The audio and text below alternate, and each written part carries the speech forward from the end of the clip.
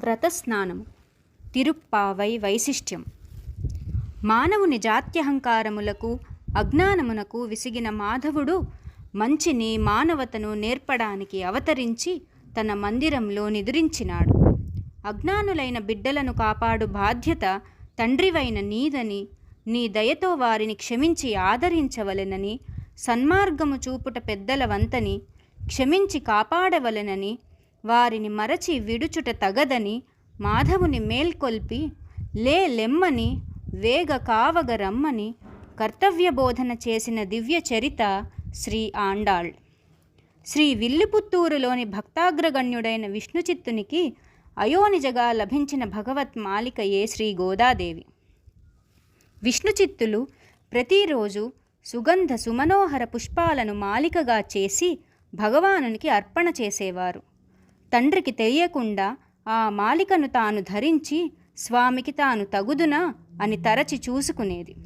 తిరిగి ఆ మాలను యథాస్థానములో ఉంచేది. ఆ సంగతి తెలియని విష్ణుచిత్తులు గోదాదేవి ధరించిన మాలనే భగవానునికి సమర్పణ చేసేవారు. ఒకానొక రోజు గోదాదేవి మాలను ధరించడం చూసిన తండ్రి, ఈ పని నీకు తగదు, భగవత్ కైంకర్యం కావలసిన మాలను నీవు ధరింపరాదు, తగని పని అని దండించి ఆ మాలను భగవానునికి పంపలేదు. ప్రతిరోజు క్రమం తప్పక తనను చేరే పూమాలలు రాకపోయేసరికి నల్లనయ్య నిరాశ చెందాడేమో అన్నట్లుగా స్వప్నంలో విష్ణుచిత్తునికి సాక్షాత్కరించి గోదాదేవి ధరించిన మాలలే తనకు ప్రియమని చెప్పాడు. ఆ మాటలకు ఆశ్చర్యము పొందిన విష్ణుచిత్తులు తన ఇంట వెలసిన సౌభాగ్యముగా భావించి తనను రక్షించిన తల్లిగా భావించుకున్నాడు, ప్రశంసించారు. ఆ రోజు నుంచి ఆమె ఆండాళ్ళుగా పిలువబడింది. భక్తుని ప్రేమానురాగాలకు, భగవంతుని ఔదార్యానికి ఇదొక మచ్చుతునక. తనను నమ్మి కొలిచే వారిని ఎన్నటికీ పరమాత్మ మరువడు, వారి కోరికలను తప్పక స్వీకరించి తీరుస్తాడు అనే దానికి ఇదొక నిదర్శనము. ఆముక్తమాల్యదగా కొనియాడబడిన గోదాదేవి భగవంతుని పొందాలని పంతం పట్టింది.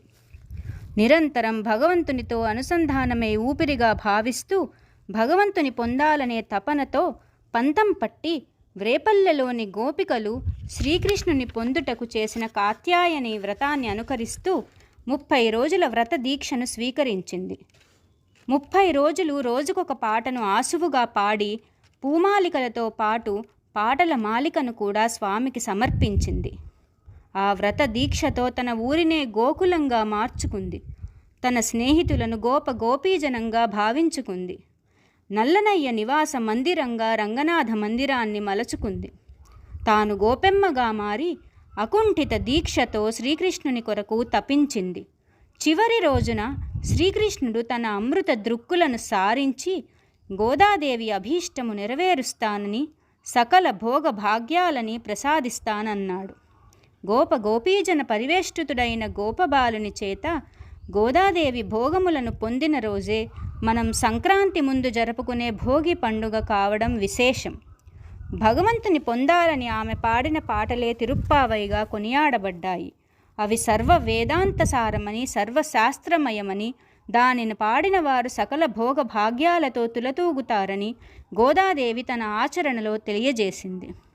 తాను ధరించి విడిచిన మాలతో స్వామిని బంధించడమే కాకుండా భగవన్నామాన్ని స్మరిస్తూ గానం చేసిన పాటల మాలలతో కట్టివేసిందని చెప్పక తప్పదు.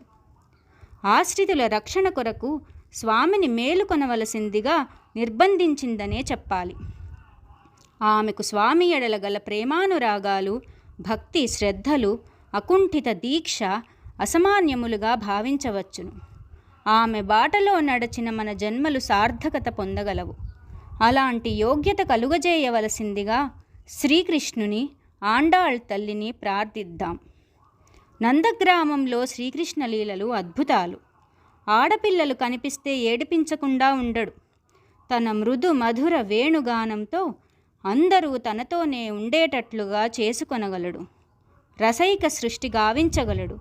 చిలిపి చేష్టలతో అందరినీ కవ్వించి, బుజ్జగించి, లాలించి రసానుభూతికి లోను చేయగలడు. గ్రామ ప్రజలు అందరూ తమ పిల్లలు ఆ మురళీ మనోహరుని మాయలో పడుతున్నారని భావించి తమ ఆడపిల్లలను శ్రీకృష్ణుని కంటపడకుండా దాచిపెట్టారు. గోపికలు గోపబాలుడైన కన్నయ్యను దర్శింపలేక విలవిలలాడారని చెప్పక తప్పదు. ఇంకేముంది, ఆ ఏడాది వానలు కురవలేదు, పంటలు లేవు, పశుగ్రాసం లేదు, అంతా అల్లకల్లోలం. గ్రామమంతా స్తంభించింది. కొందరు పెద్దలు ఆడపిల్లలంతా కలిసి ఏదైనా వ్రతం ఆచరించినా గడ్డుకాలము తొలుగుతుందని, వానలు వస్తాయని, సస్యశ్యామలం అవుతుందని చెప్పారు. వ్రతానికి నాయకుడు కావాలన్నారు. ఇంకెవరున్నారు? సస్యశ్యామలము చేయగల శ్యాముడు అయిన శ్రీకృష్ణుని వ్రతనాయకుడిగా ఉండి గోపికల చేత వ్రతము చేయించవలసిందిగా కోరుతారు. ఆ గ్రామ పెద్దలు ఇష్టము లేకున్నా స్వార్థ చింతనతో తమ పిల్లలను కృష్ణునితో చెలిమికి పంపి తమ అవసరాలు తీర్చే వ్రతానికి శుభారంభం చేయ సంకల్పించారు. కృష్ణుడి సర్వము తెలుసుకొని, అయిష్టముగా మీ పిల్లలు నా చెలిమితో ఇబ్బందులు పడతారు అని బింకంగా సమాధానమిస్తాడు. మనసులో గోపికలతో ఆటలాడుకోవాలనే ఆలోచన ఉన్నను బింకంగా, అయిష్టంగా, బలవంతంగా అంగీకరించినట్లు నటిస్తాడు ఆ నటన సూత్రధారి. గోపికలు అందరూ ఒకరినొకరు కలుసుకుంటారు, ఆనందం పంచుకుంటారని, ఆనంద స్వరూపుడైన కృష్ణుడు ఆ రాత్రి చాలా ప్రొద్దుపోయిందని, తెలతెలవారుతుండగా తన భవనానికి వచ్చిన వ్రత సంభారాలు ఇస్తానని, అందరూ కలిసి రమ్మని చెప్పగా ఆ ప్రకారమే నంద ప్రజలు గోపికలచే వ్రతం ఆచరింపజేసి తమ కోరికలు, అవసరాలు తీర్చుకున్నారు. అలా నందగ్రామంలో గోపీజనాల జన్మ ధన్యమైంది. కన్నయ్య దర్శనమే సుదర్శనం.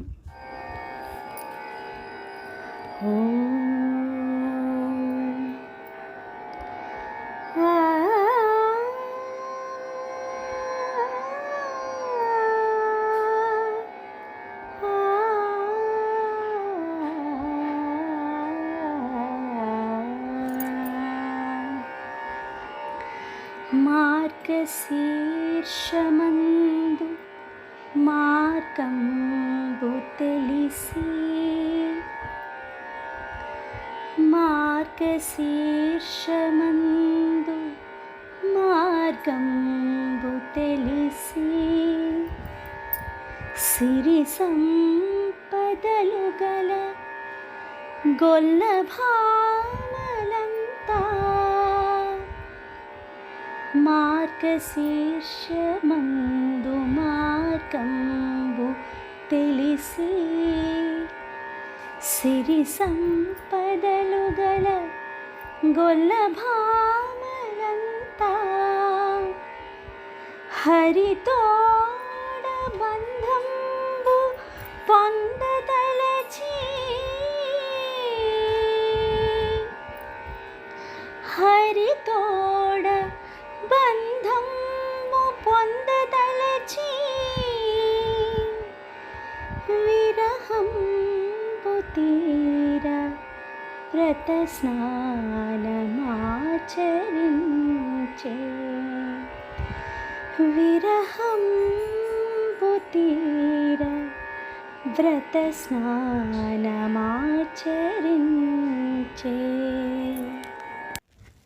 ఆండాళ్ తల్లి 30 రోజుల వ్రతదీక్షలో రోజుకొక పాటతో స్వామిని కీర్తిస్తుంది. తన పాటల మాలికను పాసముతో స్వామిని రమ్యంగా ఆరాధిస్తూ రమిస్తుంది. అందువలన అవి పాసురాలు అయ్యాయేమో. స్వామిని ఆరాధించాలనే కోరిక కలుగగానే అనువైన కాలము లభించింది. అదే మార్గశీర్ష మాసం. భగవద్గీతలో భగవానుడు చెప్పినట్లు మాసానాం మార్గశీర్షాహం, ఈ మాసానికి నేను ప్రతిపాద్యుడను. కోరికలు తీర్చుటకు ఈ మాసములో నేను సిద్ధముగా ఉన్నాను. ఎవరైతే నన్ను త్రికరణ శుద్ధిగా ఆరాధిస్తారో వారి వారి మనోభీష్టాలు నెరవేరుతాయని తెలిపారు. శీర్షస్థానము భగవానునిది. అతడే మనకు మార్గము చూపగలడు. ఈ మాసము బ్రాహ్మీ ముహూర్తము లాంటిది. కారణము, దైవిక శక్తులు మేల్కొనే కాలం ఉత్తరాయణ పుణ్యకాలం. దానికి ముందు ఉన్న మార్గశీర్షము అత్యుత్తమమైనది. బ్రాహ్మీ ముహూర్తమున సాత్విక ఆలోచనలు పెరిగి దివ్యత్వ లక్షణాలు గోచరిస్తాయి.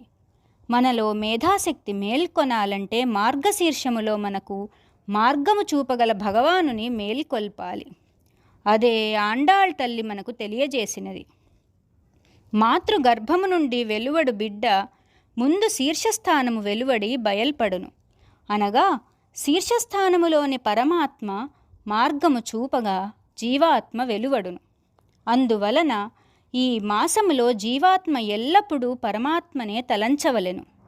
భగవానుని ఆశ్రయించడానికి అనువైన కాలము, అతణ్ణి ఆశ్రయించుట సులభము, సుసాధ్యము అని తెలిపేదే ఈ మార్గశిర వ్రత మహత్యము. ఈ మాసంలోనే పాడి పంటలు కూడా చేతికి వస్తాయి. ఆనందం వెళ్ళి విరుస్తుంది. భౌతికమైన ఆనంద విషయాలతో పాటు జ్ఞానముతో కూడిన ప్రేమ అనే పంటను కూడా పెంపొందింపగల మాసము. జ్ఞాన సముపార్జనకు, ఆధ్యాత్మిక చింతన, భగవద్ అనుగ్రహానికి అనువైన కాలం.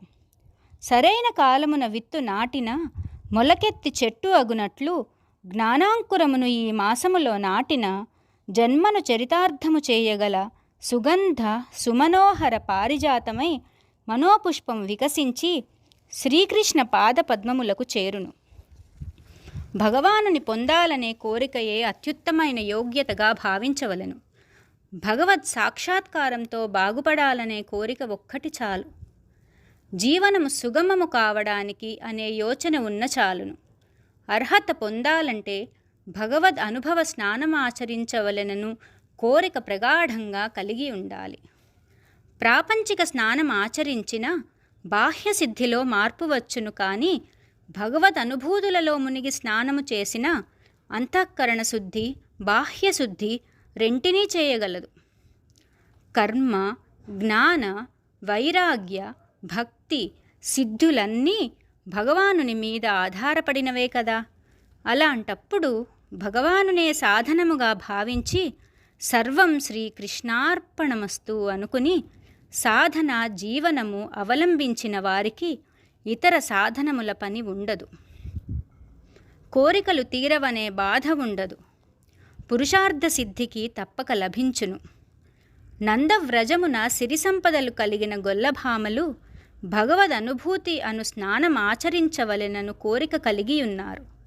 యశోదమ్మ ముద్దుల తనయుడై తిరుగాడు నీలిమేఘ శ్యాముడు ప్రేమపూరిత దృక్కులతో కరుణ రసము అందించగల మన స్వామి నారాయణుడు అని తలంచి అలాంటి స్వామిని ప్రేమించిన మన కోర్కెలు తీరును. భగవంతుని పొందాలనే తపన కలుగగానే అనువైన మార్గశిరమాసం వచ్చింది. చల్లని చంద్ర కాంతితో మనసులు ఆనందభరితమయ్యే రోజులు. కృష్ణ విరహము తీరడానికి వ్రతస్నానము చేయదలచిన వారందరూ రండి. అతనినే తప్ప అన్యత కోరని మనము అందరము కలిసి వ్రతము ఆరంభిద్దాము అని గోదాదేవి తన పాసురంలో తెలియజేసింది.